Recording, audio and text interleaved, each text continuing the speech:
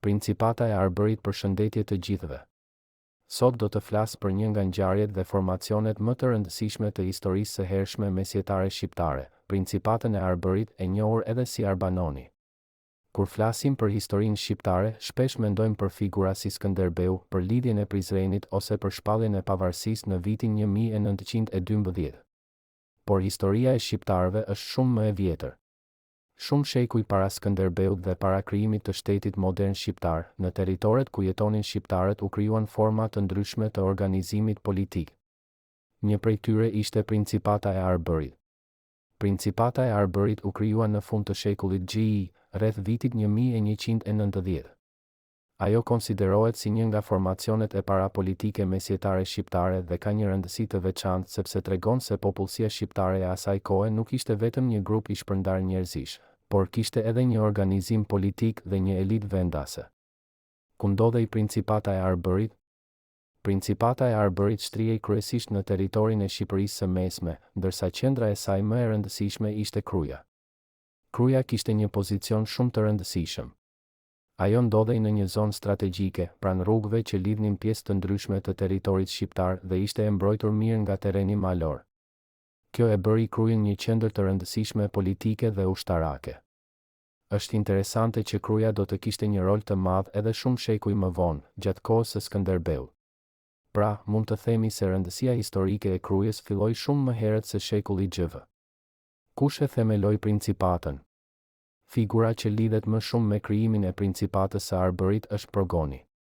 Progoni ishte një princ shqiptar i fundit të shekullit GI. Ai konsiderohet si themeluesi i Principatës dhe ishte sundimtari i parë i njohur i saj. Pas tij, Principata u drejtua nga djemtë e tij, Gjini dhe më pas Dimitri. Kjo tregon se pushteti politik në Arbër ishte në një farë mënyrë i trashëgueshëm brenda familjes sunduese. Gjatë kësaj periudhe, territori shqiptar ndodhej në një pozitë të ndërlikuar politike. Në Ballkan kishte disa fuqi të ndryshme që konkurronin për territore dhe ndikim. Midis tyre ishin Perandoria Bizantine, shtete dhe principata të ndryshme ballkanike, si dhe fuqi të tjera që kishin interesa në rajon. Prandaj, sundimi i një territori të tillë nuk ishte i lehtë. Pse është e rëndësishme Principata e Arbërit? Tani mund të pyesim, pse duhet të na interesojë një principat që ekzistonte më shumë se 800 vjet më parë? Arsyeja kryesore është se Principata e Arbërit përfaqëson një nga dëshmitë më të hershme të organizimit politik të shqiptarëve në mesjet. Ajo na tregon se në atë periudhë kishte një aristokraci vendase, princër dhe struktura pushteti që vepronin në territorin e Arbërit. Emri Arbër është gjithashtu shumë i rëndësishëm. Në mesjet, shqiptarët dhe territori i tyre lidhen me emrat Arbër dhe Arbëri. Me kalimin e kohës, emërtimi Arbër u përdor për të përshkruar shqiptarët, ndërsa Arbëri për territorin e tyre. Pra, Principata e Arbërit nuk është e rëndësishme vetëm politikisht, por edhe për historinë e emrit dhe identitetit shqiptar. Progoni, Gjini dhe Dimitri. Tani dua të flas pak më shumë për sundimtarët e Principatës. Progoni ishte figura që themeloi Principatën rreth vitit 1190. Për të nuk kemi aq shumë të dhëna sa do të dëshironim, sepse burimet e asaj kohe janë të kufizuara. Pas tij erdhi Gjini, djali i tij. Më pas Principata u drejtua nga Dimitri, i cili është një nga figurat më të njohura të kësaj familjeje. Dimitri përmendet në burimet mesjetare si sundimtar i Arbërit dhe kishte marrëdhënie politike me fuqitë e tjera të kohës. Një detaj interesant është se Dimitri përdorte titullin Princi i Arbërit, gjë që është një dëshmi e rëndësishme për ekzistencën e një organizimi politik të quajtur Arbër. Marrëdhëniet me fqinjët.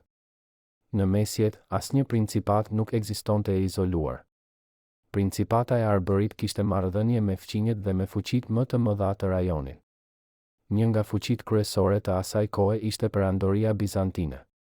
Bizanti kishte një ndikim të madh në Ballkan për shumë shekuj. Megjithatë, pushteti i tij nuk ishte gjithmonë i njëjtë në të gjitha territoret.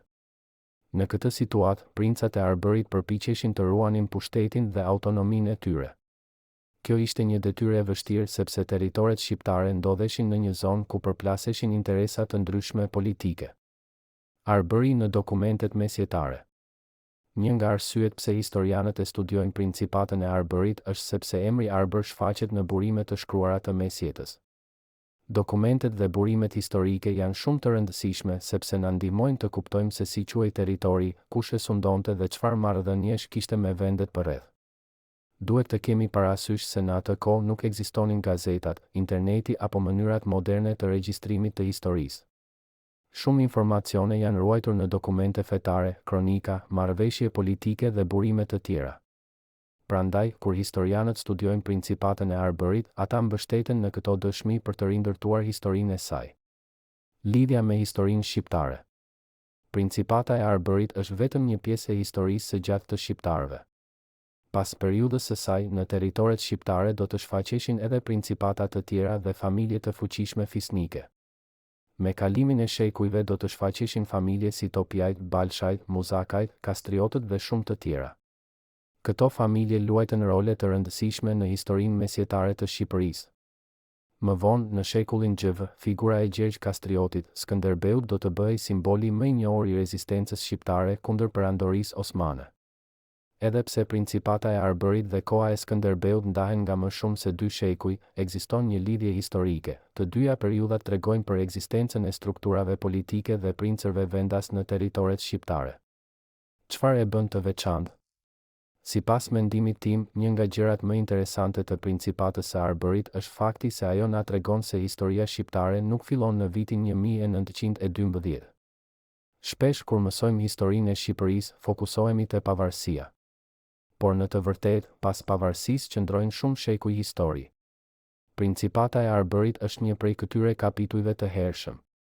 Ajo na tregon për një periudhë kur Europa ishte e ndarë në shumë mbretëri, principata dhe territore të vogla. Në këtë botë mesjetare, edhe në territoret shqiptare ekzistonin sundimtar vendas dhe struktura politike. Rëndësia e Krujës. Dua të ndalem edhe një herë te Kruja, sepse ajo ka një rëndësi të veçantë. Kruja ishte qendër e Principatës së Arbërit dhe më vonë u bë qendra e rezistencës së Skënderbeut. Pra, i njëjti qytet lidhet me 2 periudha shumë të rëndësishme të historisë shqiptare. Kjo tregon se disa qytete shqiptare kanë pasur rëndësi për shumë shekuj. Kruja nuk ishte thjesht një qytet. Pozita e saj e bënte një vend strategjik dhe të përshtatshëm për mbrojtje.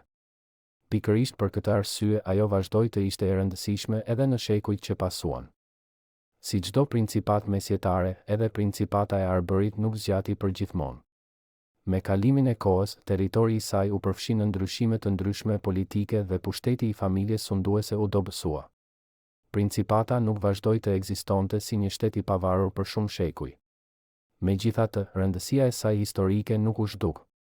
Edhe pse Principata përfundoi, emri Arbër dhe tradita e organizimit politik të princërve shqiptar vazhduan të shfaqeshin në historinë e mëvonshme. Për ta përmbledhur, Principata e Arbërit ishte një nga formacionet e parapolitike mesjetare shqiptare. Ajo u krijua rreth vitit 1190, në fund të shekullit GI, dhe qendra e saj ishte Kruja. Sundimtari i parë i njohur ishte Progoni, i cili u pasua nga djemt e tij, Gjini dhe Dhimitri. Principata kishte rëndësi sepse tregonte ekzistencën e një organizimi politik vendas në territoret shqiptare gjatë mesjetës. Gjithashtu, emri Arbër është shumë i rëndësishëm për historinë e shqiptarëve, sepse ishte një nga emrat e përdorur për shqiptarët dhe vendin e tyre në mesjet. Edhe pse Principata e Arbërit ishte shumë më e vogël dhe shumë më ndryshe nga Shqipëria që njohim sot, ajo është një pjesë e rëndësishme e historisë sonë. Nëse e shohim historinë si një libër, Principata e Arbërit është një nga kapitujt e parë të historisë politike shqiptare. Dhe pikërisht për këtë arsye, mendoj se ja vlen të mësojmë për të, sepse na ndihmon të kuptojmë se si u zhvilluan territoret shqiptare dhe organizimi politik i shqiptarëve shumë shekuj përpara krijimit të shtetit modern shqiptar. Faleminderit për vëmendjen. Nëse dëshironi më shumë histori të tilla, klikoni në subscribe dhe like.